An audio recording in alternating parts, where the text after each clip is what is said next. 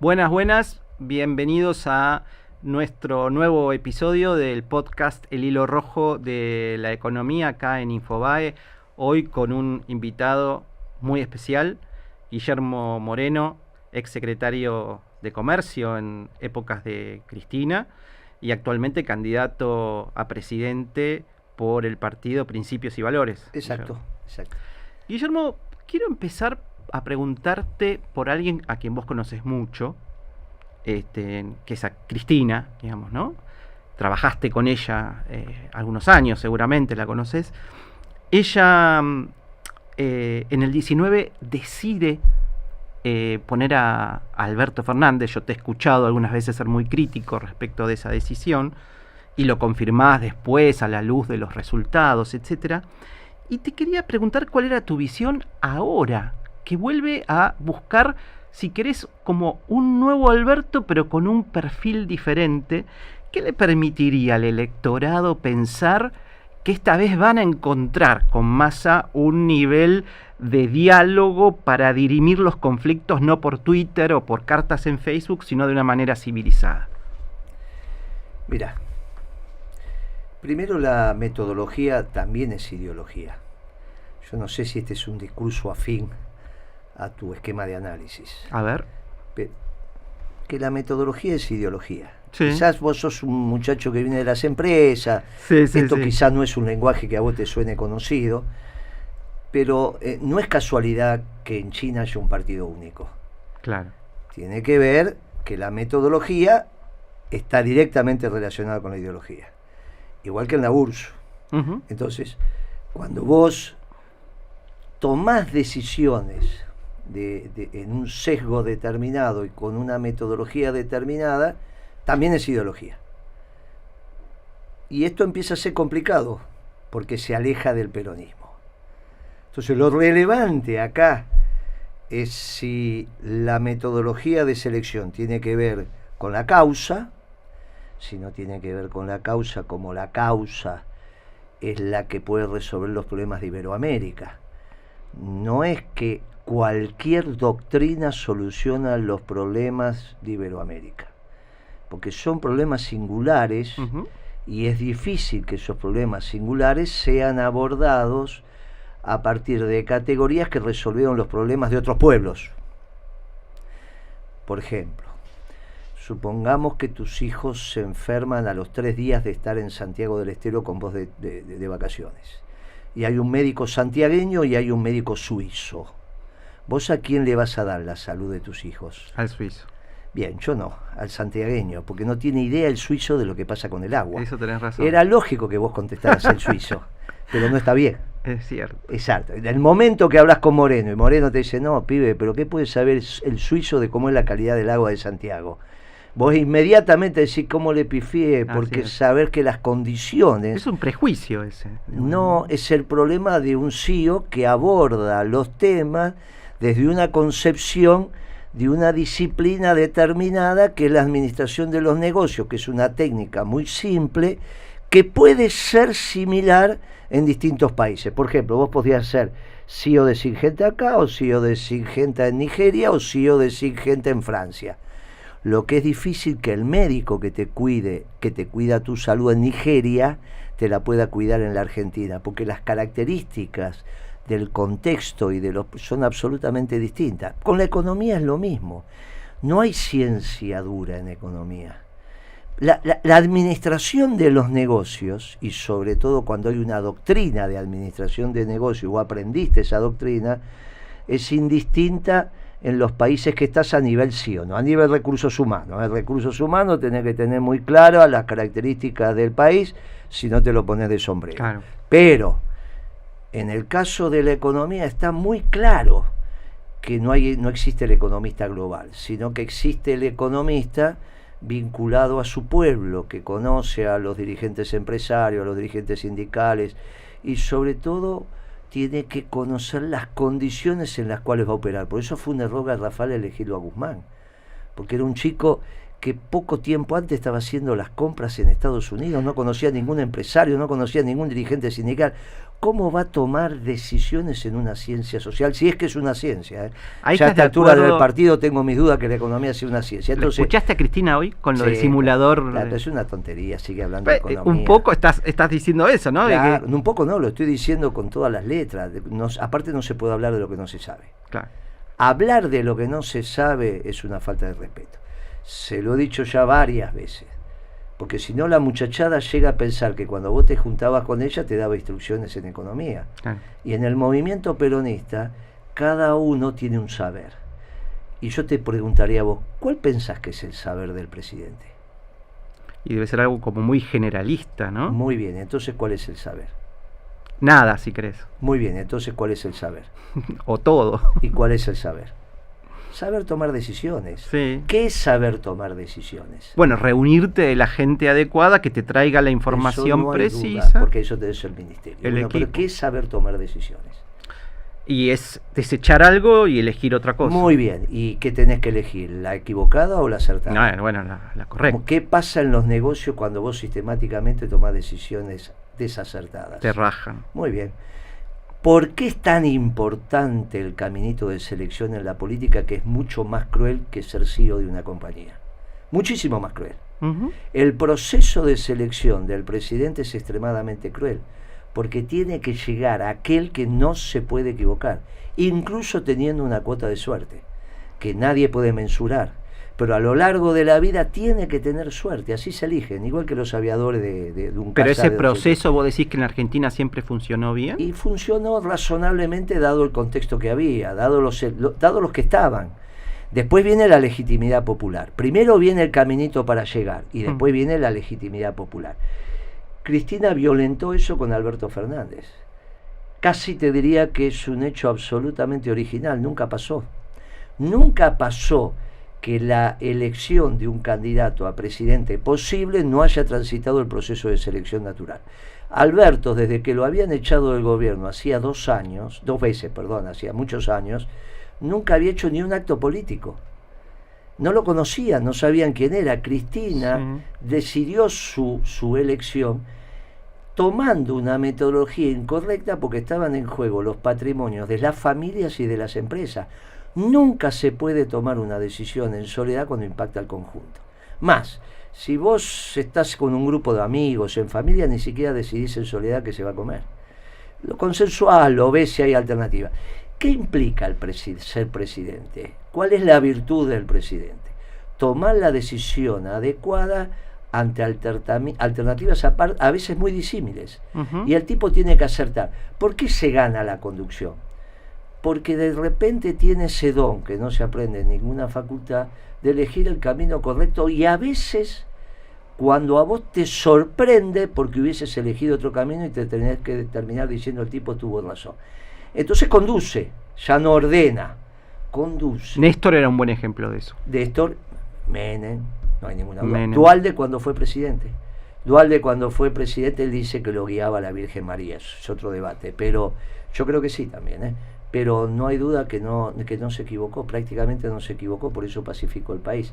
Hay muchos casos de presidentes que tomaron decisiones acertadas en un momento, después obviamente también tiene que ver con el equipo. Entonces, Cristina, pero vuelve a hacer lo mismo con Massa ahora. Bueno, es peor todavía, porque vos estás, primero, la decisión de la elección de Massa fue una elección racional en las 2 últimas horas hábiles de un viernes, o fue una decisión de arrebato porque no había alternativa.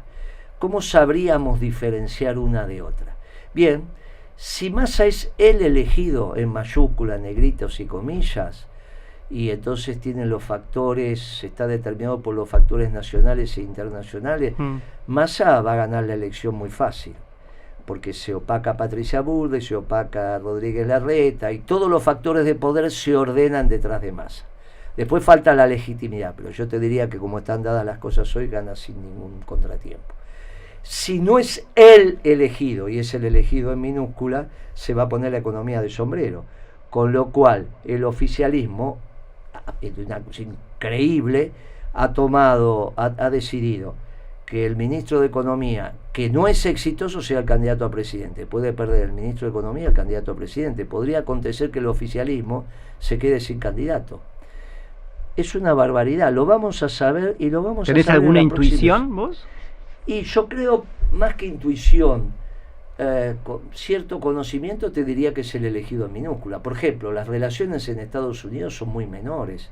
Él entró por Miami.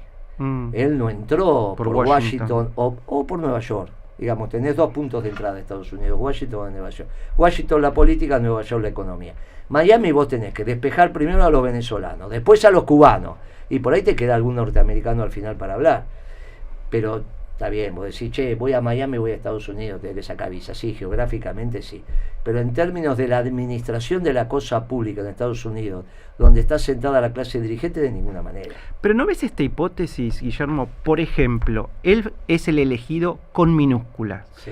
Pero, como todos los factores de poder nacional e internacionales presumen que va a ganar la oposición, se alinean positivamente y eufóricamente a nivel de mercados financieros y se produce un boom positivo en la cotización de los bonos, de las acciones, el dólar se estabiliza y deja de crecer sistemáticamente en función a la inflación, y ese viento de cola en realidad que prevé el triunfo de Cambiemos hace que él no se ponga la economía de sombrero, aún siendo el elegido con minúscula. ¿Y pero por qué vos estás describiendo la parte menos importante de la economía? Eso no tiene ninguna importancia. Es verdad, es verdad. En la economía. No tiene ninguna importancia. No tiene nada que ver con lo que le pasa a la gente en el día a día. No tiene ninguna importancia. Pero es lo que remarcan los medios. No, pero yo no estamos hablando de los medios. No, estoy de acuerdo, pero marcan agenda. Sí, pero estamos hablando de la verdad. No, es cierto. Bien, entonces estás hablando del 20% de la economía y no del 80%. La economía es la producción y circulación de bienes y servicios. Simplemente todo lo que vos dijiste son ciertos adornos del árbol de Navidad, pero están muy lejos de ser el árbol de Navidad. Sí. Por lo tanto, si vos me hubieses dicho, no, porque va a crecer la ocupación, va a bajar la pobreza, va a bajar la indigencia, el PBI podría crecer, que no va a crecer. Y va a aumentar los stocks de bienes y servicios. Los sueldos. No, por ejemplo, Moreno va a tener luz. Cuando llegue a su casa va a tener luz y va a tener agua. Yo ya hace 2 días que no tengo ni luz ni agua. Vivo en Constitución, no es que es un lugar. Bueno, ya van 2 días. Si vos me dijeras, mirá, esa historia, bueno, entonces empezamos a hablar de economía. Vos no hablaste de economía. Precisamente vos lo que hablaste es de algunos elementos conexos que facilitan la interacción de distintas unidades de negocio, pero no es lo más importante de la economía. Por lo tanto, si hablamos de la economía, este es un ministro que no es exitoso. A su vez, hay que ver si los factores de poder piensan que va a ganar la oposición. Puede ser que algunos amigos de Massa, ¿cuál era la mesa de empresarios amigos de Massa que él se juntaba y que alguna vez lo llevó a Máximo Kirchner? Pongámosle nombre y apellido. Yo pongo el primero. La juntaba Jorge Brito, que ya falleció, lamentablemente, en un accidente aéreo. Vila. Muy bien, Vila. Manzano. Muy bien, ¿qué más? Ahora, hasta ahí, energéticos y medios. ¿Qué más? Medios no lo más importante. Bueno, a ver, te ayudo. Bulgeroni Marcos, el hijo, está haciendo experiencia. Lamentablemente se murió el padre, que era quizá el único petrolero de fuste que teníamos en la Argentina, Carlos Bulgeroni. Te ayudo, Mildin. Te ayudo, Undequian. O sea que la mesa era energía, Undequian de energía, no aeropuertos. Era energía y bancos. Es donde está regalando plata Massa. Medios también. No, medio, pero no los centrales. No, pero una parte. Sí. Una parte que no es relevante. Hace, pero no es la más relevante. Entonces, es donde está regalando plata. Él regala plata en energía con subsidios, sin hacer costos. ¿Vos te diste cuenta que pagás subsidios a la energía sin hacer costos y eso no está permitido en ningún poder ejecutivo? ¿Cuándo un Estado puede pagar subsidios? Cuando el ingreso medio en un precio regulado no cubre el costo medio. Claro. Pero acá no hay costo de energía, ¿no lo sabes? Decime el costo. No se sabe. ¿Viste? ¿Cómo pagan los subsidios si no saben el costo? Están mintiendo, porque el costo que ellos publican es el costo de compra de las distribuidoras de la energía. No es el costo de la energía.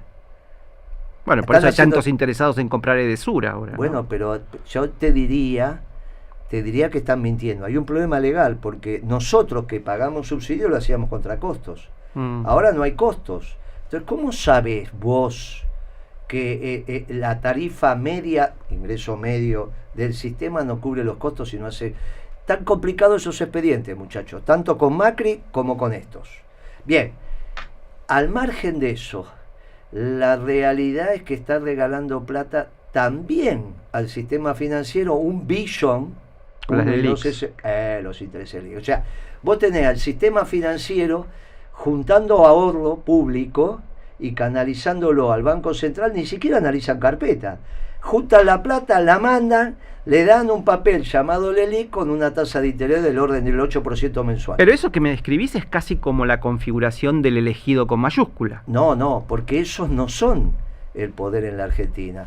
Los bancos no pueden serlo, porque el banco más importante es el Banco Nación y después el Banco Provincia. Por lo tanto, el Banquito Macro y el Banquito Galicia no pueden ser el poder financiero en la Argentina, porque tienen los bancos públicos. El Nación tiene la mitad de los depósitos, así que imagínate. Y la energía mucho menos, si el 55% del mercado es de YPF, que el 51% de las acciones del presidente. Con lo cual, ninguno de esos dos sectores son lo que vos llamarías, Macri lo institucionalizó como el círculo rojo. ¿Quiénes son los factores de poder en la Argentina? Hablemos como peronismo. La sociedad rural argentina, no hay duda, los dueños de las grandes extensiones de tierra en la zona núcleo de la Pampa Húmeda. No el campo, la zona núcleo de la Pampa Húmeda, donde la hectárea está a $22.000 la hectárea. Esto estamos hablando, no $100, $50, $300. Estamos hablando la zona núcleo, de eso no hay duda, vos es un tema que conocés muy bien. Bueno, obviamente Clarín es el que marca la agenda, no es el único medio, pero marca la agenda. Aceitera General de esa y después de Vicentín es el único que quedó nacional, así que no hay duda. Arcor, y tampoco hay duda, 15.000 trabajadores, te hace, bueno. Techín y Alvar. Bien, tenés los 6. Ninguno de esos son Massa, Massa es capaz que le agregaría las tecnológicas ahora, ¿no? No, eso decís vos, yo déjame que tenga mis dudas, déjame que tenga mis dudas. Hasta que yo no haga... vos sabés que los primeros semiconductores de la Argentina lo hizo Eunequian, a pedido mío. Y la hizo, yo le ofrecí un crédito, me dijo que no hacía falta, que él tenía la plata y la hizo. Después hizo un semiconductor de menor carga tecnológica que se ponían, pero para empezar estaba bien, fuimos los primeros que hicimos semiconductores en la Argentina.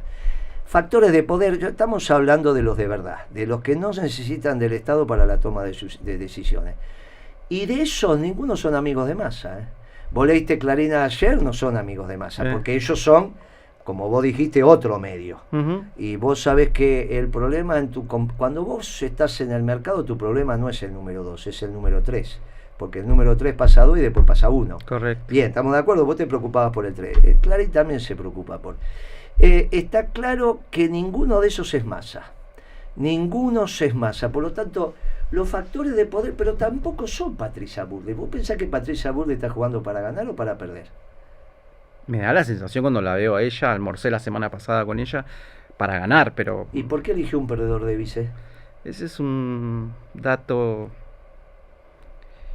¿Por qué sacó ese video a todo nada? Que parece la canción pero de los Quilapayún. Le encantó a la gente ese video. No, pero es la canción de los Quilapayún de los 70. 8 millones de personas. Hay que cambiar todo como... Si no, no cambias nada. O cambias todo o no cambias. ¿Te acordás que la cantaban los Quilapayún? Sí, o sea, Mercedes Sosa también. Vos decís que los factores de poder están alineados con la reta. No, ¿tampoco? Yo digo que están mirando. Porque no tienen muy claro. La reta tiene un economista como Lacunza, que es un muchacho muy menor. Es muy menor. Bueno, está Melconian ahí como pululando. Melconian es interesante, pero es el capitalismo de los banqueros. Está hablando que tiene un plan económico de ¿cuánto hace? Más de un año. Sí. ¿Vos lo viste? Algo esbozó, pero no tan en detalle. ¿Viste el plan o no? No. ¿Viste que no hay? En cambio con Moreno sí, ahora te voy a dejar uno. Ahora te voy a dejar. El único plan económico que vos tocás, leés, analizás, podés subrayar y demás, es el que hicimos los economistas del peronismo. El gobierno no va a hacer y un plan. En pocas palabras, ¿cómo haces para bajar la inflación en ese plan? Pero esto es muy sencillo. Primero tenés que tener los equilibrios macroeconómicos. Es muy sencillo. ¿Y qué hacías? ¿Un ajuste ahí con el gasto o con los ingresos por impuestos? Tenés que... Pero hoy, aún con 50% de pobres, ¿a quién se le ocurre hacer un ajuste? No. Eso es una estupidez que no resiste el menor análisis. Por lo tanto, toda la banda de Melconian, toda esa estructura que se armó y que va desde Schiaretti hasta Massa, porque todos esos abrevan en Melconian, están equivocados pasando por la Cunza, Las Pinas. Vos lo que tenés que hacer es generar un ingreso de una renta extraordinaria. ¿Cuáles son las rentas extraordinarias de la Argentina? Las rentas extraordinarias el peronismo la define como aquellas que no devienen del trabajo humano ni del mercado. No, la financiera es una. No, ahí no hay renta extraordinaria, ahí hay todo mercado. Ahí hay todo mercado. Las LELIQs, ¿no? No, no es renta extraordinaria. No devienen del trabajo humano ni del mercado. Las LELIQs son mercado. Ah, ok. Y no sé, decime vos. Uno, no hay duda, la zona núcleo de la Pampa Húmeda, vos que tenés que ver... ¿Por qué no es mercado eso? No, porque la renta extraordinaria, vos tenés una renta, estoy hablando de la extraordinaria, tiene que ver con la productividad de la tierra, eso es Dios. Hay 4 tierras como la zona núcleo: Angola, Ucrania y el centro-este de Estados Unidos. Esa productividad no tiene nada que ver con el trabajo humano, eso es Dios. Y la otra es la energía fósil. Son las 2 rentas extraordinarias que no tienen nada que ver con el trabajo humano ni con el mercado. Pero ya tienen una retención que en otros países no funciona. Pero ¿No lo ves eso si como un impuesto extraordinario? Hay que ver si está en el nivel que corresponde. Pero yo estoy hablando de la tierra. Vos ya te fuiste al flujo. Okay. No es lo mismo una hectárea. Bueno, es verdad que están valuadas a costo fiscal muy desactualizado y prácticamente no pagan bienes personales, eso es cierto. No, pero yo no estoy de acuerdo con ese impuesto. No, nunca puede haber impuestos al stock, siempre son al flujo. A mí me gusta también eso. Claro. Bueno, si vos tenés 20 camiones parados y le cobrás ese impuesto, el tipo tiene que vender un camión para pagarte el impuesto, es ridículo. Eso es mala técnica, esa no es técnica peronista, Eso, el peronismo somos muy serios hablando de economía, por eso no nos dan el debate. Los impuestos van al flujo, por lo tanto tienen que ir a la producción de la tierra, a los frutos de la tierra. Los frutos de la tierra en la zona núcleo no son muchos: soja, maíz, algo de trigo y alguito de carne, pero fundamentalmente soja y maíz. ¿Con eso equilibras los 4 puntos de déficit? Sí, mucho más. Te llevas alrededor, porque no son 8 puntos. Hoy el déficit, no, 4 dije. No, está bien, pero el déficit fiscal bien medido debe estar entre 13 y 14 puntos. Vos le tenés que sumar... le estás agregando todo el cuasi. Y lógico, y las subnacionales. Las provincias se las tenés que meter. Tenés 2 puntos de subnacionales, 1,5, 2 puntos. Tenés 9 puntos del ELIC, de intereses, claro. Y tenés, en junio con pago de aguinaldo tuviste 5 puntos. ¿Qué dice tu plan con las LELIQs? ¿Las eliminás? ¿Qué haces? Terminamos el tema de las retenciones primero. Dale. Yo creo que esto es así. Primero, en la zona núcleo de la Pampa Húmeda, ¿hay capitalismo o feudalismo? Y hay de todo. No, básicamente también en la zona núcleo. ¿Hay feudalismo? ¿Qué tipificaba el sistema feudal? Hay más latifundio que minifundio, que me gusta llamarlo más así, pero también hay lotes chicos. ¿Las relaciones de producción son de capitalistas o feudalistas?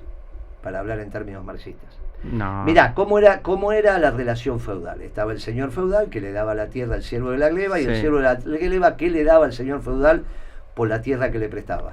¿Cuánto le daba de la producción? No sé. La mitad. ¿Ah, sí? ¿Cuánto es el alquiler en la zona núcleo hoy en términos de producción?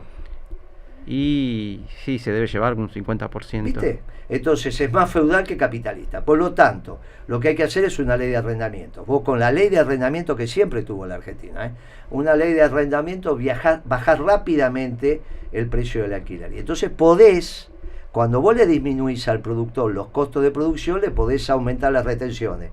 Cuando vos aumentás las retenciones, eso van a un fideicomiso. Todas las retenciones son fideicomisos, que tienen una asignación específica, y donde el sector privado, en este caso la sociedad rural, verifica la asignación de esos recursos, como un punto fijo. Todos los días de Dios se cobran retenciones, todos los días de Dios se alimenta ese fideicomiso, y todos los días de Dios el Estado Nacional, el Tesoro, saca la plata de ahí, pone un bono a 25 o 30 años, tasa de interés internacional, moneda dura, comercializable en el mercado secundario, para pagar únicamente la deuda externa. Entonces, primero, vos estás poniendo por año 8.000 o 10.000 millones, hasta un poco más, de acuerdo a cómo vengan los precios internacionales, por año, y ahí renegociás todo. Como vos estás cambiando deuda con los inversores internacionales por deuda con la sociedad rural, que es el único, los terratenientes son los únicos que tienen excedente para honrar los compromisos de la deuda. No se las podés sacar a las empresas, no se las podés sacar a la familia, no se los podés sacar a nadie. Los únicos es ahí. De esa manera transformamos a ese espíritu patriótico, a este sector social, y en realidad no es necesario hacer ningún ajuste, porque vos ya resolviste el tema no solo del primario, sino también del financiero. Suponete que en el primario, resuelto los intereses de la deuda, te queda un déficit de punto y medio, 2 puntos. Lo resolvés con reactivación.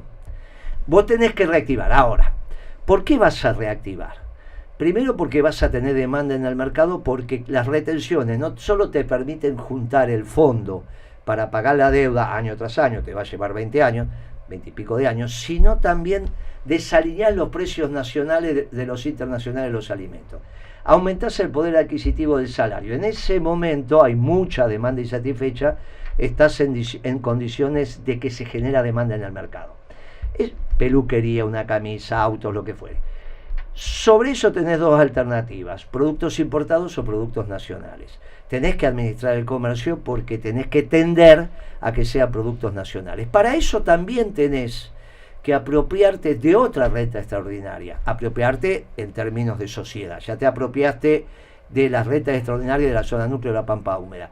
¿Por qué de la energía fósil? Porque es el costo de los costos. Soy de una panadería, de una fábrica de pastas, de Techín y de Aluar, claro, y de todos los talleres. Vos tenés energía abundante y barata, con lo cual tenés demanda, tenés que prodigar la oferta, pero para eso tenés que generarle rentabilidad a su unidad vendida. ¿Cómo le generás rentabilidad a su unidad vendida? Bajándole el costo energético a las empresas manufactureras. En ese momento también resolvés otro tema, que es un obrero más, es un plan menos. Con lo cual también empezás a bajar el gasto porque generás trabajo, no para lo Esper que echás 3 millones de personas a la calle y toda esa pavada. Bueno, eso es poco serio. Esper es un muchachito que es dueño de muchas hectáreas en Pergamino. Decís que es un terrateniente. Sí, pero vos sabés que no las trabaja, las alquila. O sea, el tipo viene acá, te enseña economía. La mayoría alquila. El 70% del campo argentino es alquilado. Sí, claro. Pero yo no estoy diciendo eso, estoy diciendo que Esper viene y te enseña cómo ganar plata. Bueno, sí. Es economista y dice lo que hay que hacer en la economía argentina. Y por otro lado su patrimonio lo alquila, o sea que él considera que es ineficiente con respecto al que lo alquila, porque si no lo produciría él. Él dice, voy a ganar más plata alquilando que produciendo. O sea que el que produce es mucho más eficiente que él. Ahora él viene y te enseña. Ahora, todo lo que vos ¿no? estás describiendo, que harías, que es lo que está en tu propuesta, suena como una alternativa bastante peronista, digamos, para los que alguna vez escuchamos. No bastante, bueno, sí, peronista. ¿Pensás que es lo que va a hacer Massa si ganase las elecciones? No, si no, te dije que él está con Melconian. No tiene nada que ver con el peronismo, ni Alberto ni Massa. Pues decís que Massa lo pondría a Melconian de ministro de Economía. Si no lo pone a él, va a ser la misma política, ya lo dijo aparte. No tengas ninguna ¿Y eso duda. no va a implosionar una discusión interna con Cristina muy fuerte? Todo depende. El otro problema que tiene Massa, que es el único que no le puede echar la culpa al anterior. O sea, el que viene le tiene que echar la culpa al anterior. La herencia. Claro, y en realidad que la realidad se imponga. Porque si vos, entre que terminó la elección y asume el nuevo presidente, podés tener 15 días o 40 días, depende si ganas en primera o ganas en segunda vuelta, ¿está bien? En el balotaje.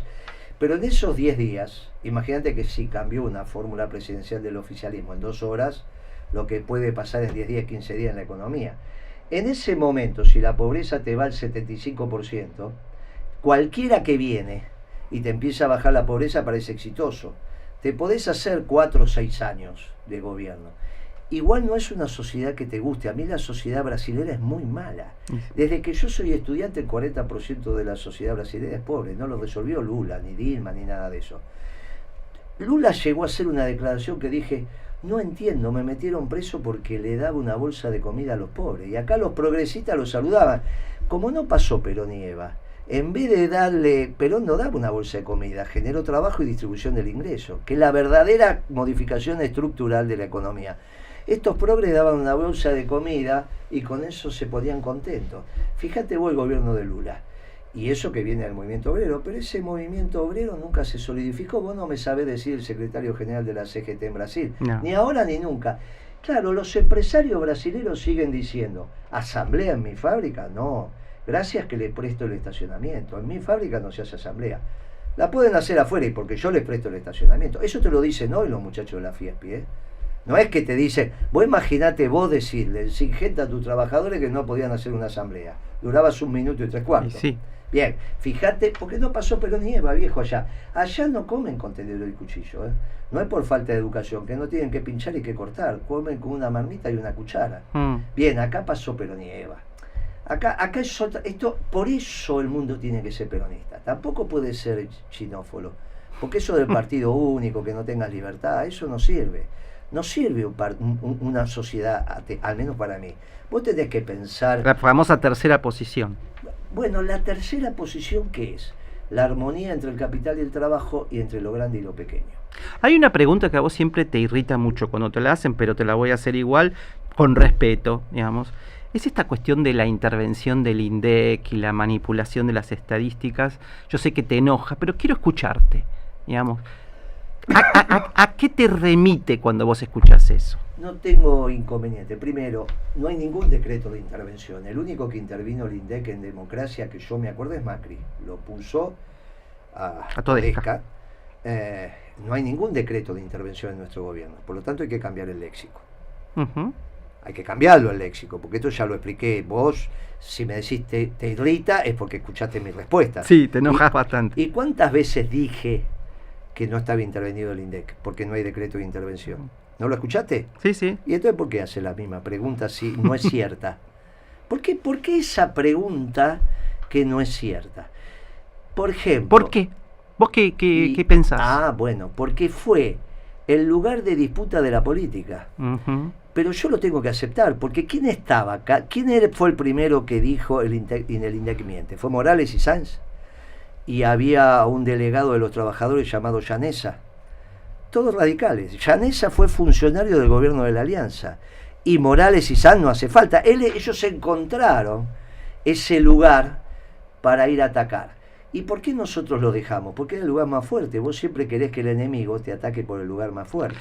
Había un momento que se hablaba de que había bonos argentinos que estaban ajustados por la inflación y que era una manera patriótica, digamos, si querés esa... ¿Pero había bonos ajustados por inflación? No era, o el PBI o algo... No, bonos ajustados por inflación. ¿Hay o no? Ahora sí. Antes, cuando vos estás diciendo. Creo que sí. Claro, ¿cómo no? Bueno, pero esa si querés, esa reducción... ¿Cómo reducirías la inflación con 1.500 personas? Es muy difícil, pero por eso te lo pregunto. Y esto es sentido común. No me irrita. Vos sabés que le ofrecí el debate a todos los equipos económicos ¿y me lo dieron? No, es verdad que no. ¿Y entonces por qué no me lo dieron? ¿Será que Salvia, el de la UCA, es bastante chanta, por ejemplo? Agustín, pobre. ¿Pobre de qué? Qué sé yo. Es un chanta. Miente. ¿Con el tema de la pobreza, decís? Todo, dibuja las estadísticas. ¿A vos te parece que podía haber 30% de pobre en el final del gobierno peronista y cuando se fue Macri 36, 35? Todo un debate el tema de la pobreza, la medición de la pobreza. Claro, ¿no? Que es un debate, pero él es un chanta. Él es un chanta, no tengas duda. ¿Vos hablaste metodológicamente con él? No, metodológicamente. No, porque es un tipo que lo respetan en general. ¿Quién lo respeta? Nadie. No, en el mercado no lo respetan. En el mercado de la sociología dicen que es un chanta. De las ciencias políticas es un chanta. Y de la metodología de la investigación científica que es un chanta. Ahora, que vos me digas que algunos periodistas lo querían tomar porque le servía a él para posicionarse. Esto es perfecto. Yo le ofrecí el debate hasta el cansancio. No lo aceptó. Incluso con periodistas muy cotizados. Yo iba con mi equipo, el equipo mío de economista, y él con todo el equipo que nunca aceptó ese debate. Yo te tengo que reconocer una cosa, Guillermo. Yo interactué muchas veces contigo y nunca hubo una conversación desmedida, ni poco profesional, ni armas, ni pedidos raros, y eso me gusta reconocerlo porque soy una persona de bien y en ese momento no tenía ningún otro contacto que el profesional. Sigamos con el INDEC. Vos sabés que nunca entré al INDEC, pero no en la gestión. Fui una vez cuando trabajaba en el SEUR, que era asistente de investigación de Alejandro Rothman, que lo habrás conocido y está vivo, gracias a Dios. Alejandro Rothman, yo era asistente en el año 85 y fui a buscar una información a la biblioteca. 85, nunca más entré, una sola vez en mi vida. Pero vos decís, no, cuando vos interviniste en el INDEC, cuando sabés que yo dije que no hay ningún decreto de intervención y todas las autoridades del INDEC eran empleados de carrera. Ana Edwin había entrado a los 25 o 26 años en el INDEC. Cuando fue directora, rango de subsecretaria, tenía cerca de 50 y pico. De hecho, se jubiló. O sea, Iskovich también era un funcionario de carrera del INDEC. ¿Por qué dicen eso? Si Todesca no era funcionario. Marcos Lavagna no es funcionario del INDEC. Hizo un censo y todavía no sabemos cuántos argentinos son. Hoy Cristina tuvo que decir 46, 47. Nosotros hicimos un censo, nuestro gobierno. Se murió Kirchner y dimos cuánto eran, estimativamente, esa noche la cantidad de argentinos, o al otro día a la mañana, y después con las cifras definitivas casi no hubo diferencia. Estos muchachos ya le pifiaron por 1 millón de argentinos. Esto que son. Ahora, fíjate lo de Marcos Lavagna. Vos sabés que yo tengo una consultora.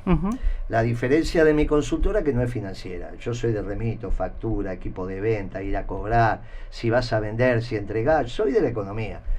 Pero tengo un par de clientes que me pagan porque le calcule la inflación. Ellos tienen que tomar decisiones y no pueden esperar a mitad de mes cuando el INDEC la da. Entonces yo el primer día hábil, segundo día hábil del mes, le doy la inflación. Yo la di este mes, el 3 de julio, lunes, di la inflación de ¿Fuiste julio. el único que acertaste? 6.2. Ah, mierda. Pero aparte lo publico después en el informe privado que vendemos.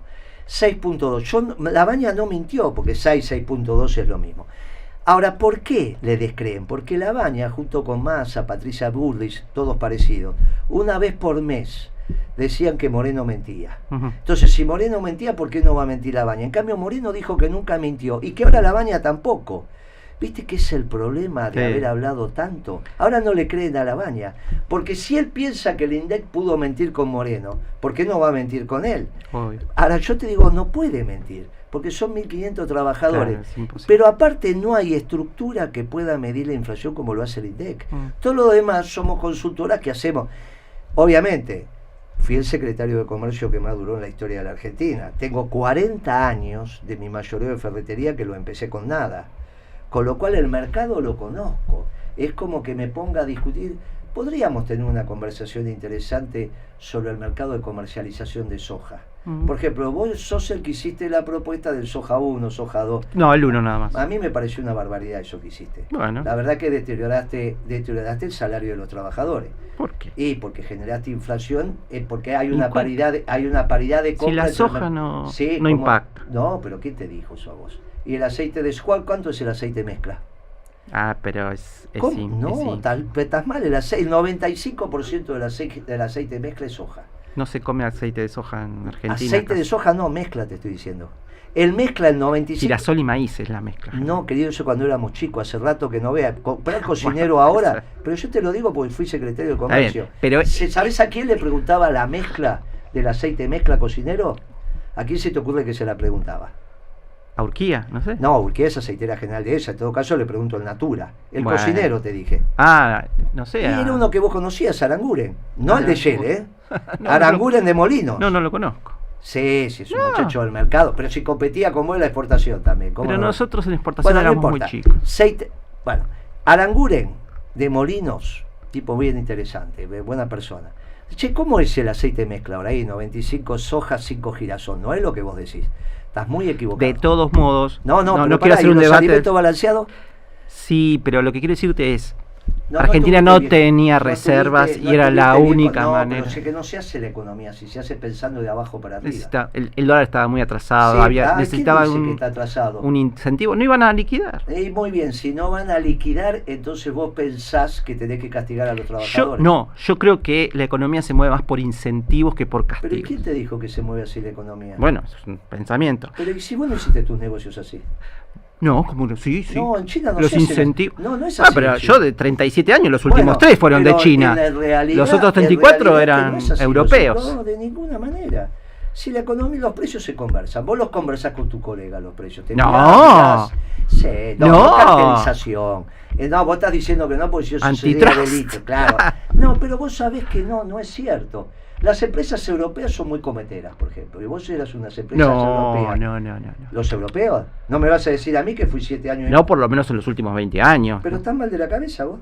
Y qué sé yo, por lo menos en la mía no. Bueno, yo no dije la tuya. No, por eso yo no tengo experiencia en otras empresas como para saber. No digas que no. Si yo fui secretario de Comercio y sé lo que me pasó. O pensás que voy a acá. Bueno, no, está bien. Una empresa norteamericana no cometía. Por eso el lío que tuvieron los de IBM. Ahora, mirá cómo cometieran que tuvo Siemens que pagar una indemnización porque le hizo un juicio a la SEC. Sí. ¿Cómo vas a decir que no cometían? ¿Cuánto tuvo que poner? Y hacen trampa, por ejemplo, con el Bora en Estados Unidos. Todo lo que dijiste que no, en Estados Unidos demostraron que sí. Y en Argentina también. Por eso te estoy diciendo, mirá, la cultura norteamericana de negocios es una cultura que la podemos reflexionar. La cultura europea de negocios es una cultura muy difícil, donde en realidad todo se conversa. Por eso la movilidad. O sea, vos vas como inmigrante a Europa, es muy difícil que asciendas socialmente. Vas a estar, vas a vivir, todo lo que, pero es muy difícil, porque son sociedades muy antiguas, milenarias. Es muy difícil. Vos le preguntás al tipo, che, ¿cuánto hace que tenés este puesto de fruta y verdura en el mercado concentrador de Roma? Y se queda así pensando y te dice, 175 años.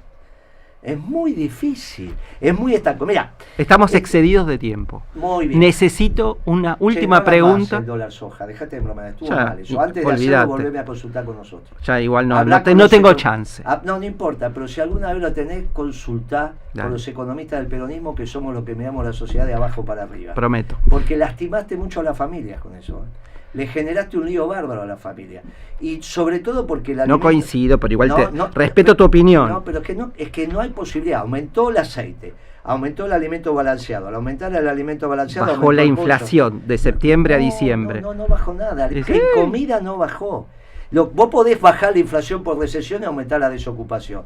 No es igual así. No fue el caso. Pero necesito una última pregunta con una respuesta cortita, porque estamos excedidos de tiempo y me va a matar Samuel, que es la siguiente. Suponete, ya sé que para vos no es una posibilidad, pero suponete que Principios y Valores no pudiera ganar la elección. ¿Quién te gustaría que gane? Y lo vamos a tener que conversar. No lo va a ganar nadie que sea antiperonista, porque nuestros votos, si no ganamos, pueden torcer la balanza. ¿Y entonces? Y entonces el que no sea antiperonista. Hoy muchos tienen conductas antiperonistas. El gobierno amagó tener conductas antiperonistas en las últimas semanas, ahora paró un poquito, pero vamos a ver cómo sigue. Por ejemplo, si le roba votos al peronismo, que somos nosotros, porque no tenés el fiscal, es bien antiperonista. Bueno, entonces va a ser muy difícil. El que no tenga conductas antiperonistas... O sea, pero un balotaje entre Massa y Larreta lo elegirías a Massa. No haya tenido... No dije eso. Dije lo que dije, ¿por qué vos adivinás? No, digo. No, bueno, pero no, yo no dije eso. Yo dije, el que no tenga conductas antiperonistas. Si la conducta antiperonista las tiene Massa, va a ser difícil que nos sentemos a conversar. Por eso tienen que ser reglas claras, transparentes. Se cuentan los votos que la gente puso en las urnas, nada de robar votos. Los votos que contás tienen que ser los votos que sacaste. No que una cosa son los que sacaste y otra cosa los que contaste. Esas prácticas, sobre todo al peronismo, bien antiperonista. El que tenga conducta antiperonista no nos vamos a sentar a hablar. ¿Puede ser que Massa tenga conducta antiperonista? Sí, no va a ser la primera vez que tiene conducta antiperonista, ¿no? Este gobierno las tuvo, cuando hizo Soja 1, Soja 2, eso no hay duda, lastimar al pueblo. Vos imaginate lo que hizo ahora, le regaló la plata a los petroleros para hacer un gasoducto. Locos. Unos tipos que dicen que tienen 500.000 millones de dólares en stock, que no aparece en su balance, le tenés que regalar 3.200 millones. ¿A vos nunca te regaló el Estado la logística, o sí? No. ¿Viste? A mí tampoco. ¿Por qué se la regalamos a los petroleros? Qué misterio ese, ¿no? ¿Será porque se sientan en la mesa de Massa? Guillermo, muchas gracias por venir. Gracias por me gustó la conversación. No, a mí también. Así que espero verte. Te valoro pronto. Enormemente. Y vamos a seguir este debate, lo vamos a seguir. Con todo gusto. Lo vamos a seguir. Tengo un programa que es La Hora de Moreno, así que te voy a invitar a charlar porque tenemos que debatir un poco más lo del dólar soja, que ahí no nos quedó tiempo. El programa. ¿Leíste mis artículos de BAE? Sí. Sí, algunos sí seguramente. Sí, los leíste porque mandaste un Twitter. Pero no, técnicamente estuvo mal resuelto, porque toda decisión de política económica que lastime al pueblo está mal por definición. Okay. En economía, y con esto termino, no hay ninguna materia en la facultad que te enseñe a lastimar al pueblo. Eso lo aprendés solito. La disciplina económica está para la felicidad del pueblo y la grandeza de la patria. Todo lo que no tienda a la felicidad del pueblo y la grandeza de la patria no es economía, es brujería. El problema es que, como Melconian, ellos hacen brujería, no hacen economía. Gracias Guillermo. Con ustedes nos vemos la semana que viene en otro episodio del Hilo Rojo. Muchas gracias.